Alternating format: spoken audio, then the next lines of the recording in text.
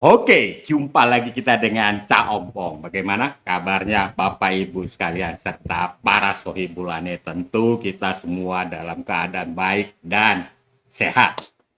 Pilpres tahun 2024 mungkin sudah yang kelima kali diadakan, ya, sejak tahun 2004 kalau nggak salah ya. Jadi ini yang sudah kelima kali. Dan selama ini pilpres itu berasal dari kader partai atau petugas partai. Kita bisa lihat Bapak Susilo Bambang Yudhoyono dari Partai Demokrat dan Pak Jokowi dari Partai PDIP. Apapun namanya, apakah itu kader atau petugas partai. Nah, tahun 2024 seorang Anies Baswedan akan mengikuti ya kompetisi presiden. Nah, ini aneh. Bukan kader partai dan bukan petugas partai, malah dia mengaku petugas rakyat. Nah, ini lebih konyol. Petugas rakyat itu ya Pak Jokowi lah. Kalau Ganjar, nah itu petugas partai, ya kan? Prabowo, kader partai. Nah, kalau Anies ngaku-ngaku petugas rakyat, ini konyol ini Bapak satu. Oke, kenapa harus kader partai atau petugas partai? Satu, kalau ada atau Anies mengikuti Pilpres 2024 menurut Cak Ompong itu melecehkan partai politik. Melecehkan. Nah, kenapa? Nah, kita kembali. Apa sih fungsinya partai politik? Fungsinya partai politik itu adalah wadah untuk mencetak ya atau ya mempromosikan calon-calon pemimpin bangsa. Nah, seperti kita ketahui bahwa demokrasi di Indonesia itu adalah melalui partai. Kepemimpinan nasional itu dari partai. Jadi fungsinya partai itu adalah mencetak calon-calon pemimpin bangsa dan mempersiapkannya. Jadi bukan hari ini masuk partai, besok nyapres, tidak begitu. Kita bisa melihat bagaimana Prabowo sampai berdarah-darah ya membesarkan partai Gerindra. Kita bisa melihat Ganjar Pranowo menapak ya kader partai atau petugas partainya itu mulai dari bawah. Nah, seorang Anies, iya kan? Dia bukan kader partai maupun petugas partai. Jadi, ya fungsi partai politik itu adalah bagaimana partai politik itu bisa mencetak calon-calon pemimpin bangsa.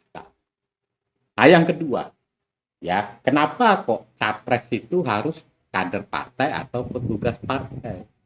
Karena agar ada hubungan kebatinan antara si capres dengan si partai yang mendukung. Nah, kita bisa melihat Anies dicalonkan oleh Nasdem. Ya, tidak ada hubungan kebatinan. Anies tidak juga berjuang kepada Nasdem. Nah, kita bisa melihat bagaimana ya elektoral Nasdem tidak ada pengaruhnya terhadap dicapreskannya seorang Anies. Nah, demikian juga Nasdem juga tidak ada keterikatan batin dengan Anies. Ya, mau dia gagal, mau dia sukses, nah itu tidak menjadi urusan lah. Beda dengan Ganjar. Ya, Ganjar itu digembleng habis-habisan. Bahkan ya mentalnya diuji ya oleh teman-temannya sendiri. Internal partai menguji mentalnya Ganjar dan dinilai. Makanya tidak heran Ibu Megawati mencalonkan seorang Ganjar. Begitu dicalonkan, semua mesin partai yang ada di PDIP ya, internal PDIP ya itu semua bekerja mendukung seorang Ganjar. Bahkan partailah yang mencarikan calon wakil presidennya, bukan Ganjar. Ganjar tetap saja dia menyapa rakyat. Nah, Anies, ya kan, malah disuruh mencari cawapres. Begitu cawapres, dia tidak punya kekuatan dan tidak punya nilai tawar. Bahkan dirinya sendiri tidak mempunyai nilai jual. Oke, nah, kenapa kok harus kader partai maupun petugas partai? Ya, seseorang dipilih oleh partai politik menjadi capres tentu punya tujuan. Tujuannya adalah ada efek elektoral, ya, ekor jas istilahnya. Ada pengaruhnya terhadap suara keterpilihan di DPR.